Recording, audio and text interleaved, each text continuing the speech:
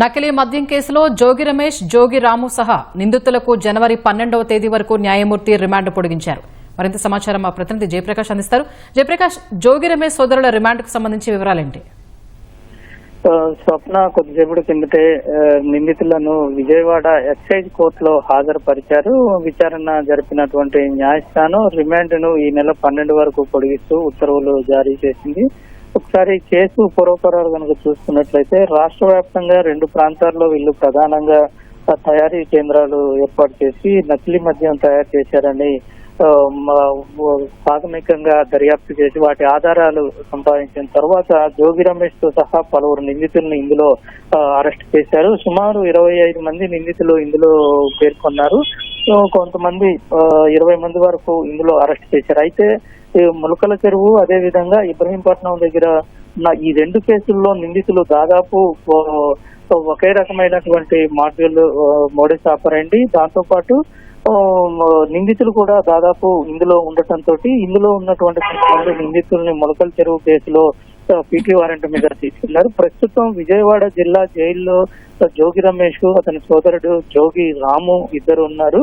వారు కాకుండా ఇక్కడ నెల్లూరు జిల్లా అదే విధంగా ములకల చెరువు మదనపల్లిలో నిందితులు ఉన్నారు. అయితే ఈ రోజు రిమాండ్ గడువు ముగియడంతో ఈ రోజు జోగి రమేష్ తో పాటు జోగి రాముని ఇద్దరిని కోర్టుకి విజయవాడ జిల్లా జైలు నుంచి విజయవాడ ఎక్సైజ్ కోర్టుకి తీసుకువెళ్లారు. మిగతా నిందితుల్ని వర్చువల్ గా హాజరుపరిచినట్టు తెలుస్తుంది.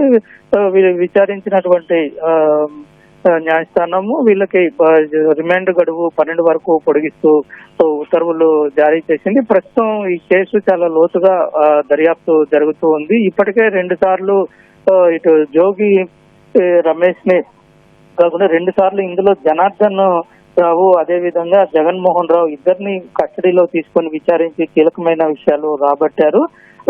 వాళ్ళతో పాటు జోగి రమేష్ ని రెండోసారి కూడా తీసుకోవాలని అప్పుడు ప్రయత్నించారు. అయితే ప్రస్తుతం ఈ మిగతా నిందితులు ఇందులో కీలకంగా ఉన్న సుదర్శన్, బాలాజీ వీళ్ళిద్దరూ చాలా కీలకంగా ఉన్నారు. వాళ్ళు అసలు గోవాలో మద్యం తయారీ సంబంధించినటువంటి ఫార్ములాను తీసుకువచ్చి ఇక్కడ నేరుగా నకిలీ మద్యంలో ఫార్ములా కలిపి వెళ్లేవాళ్ళు.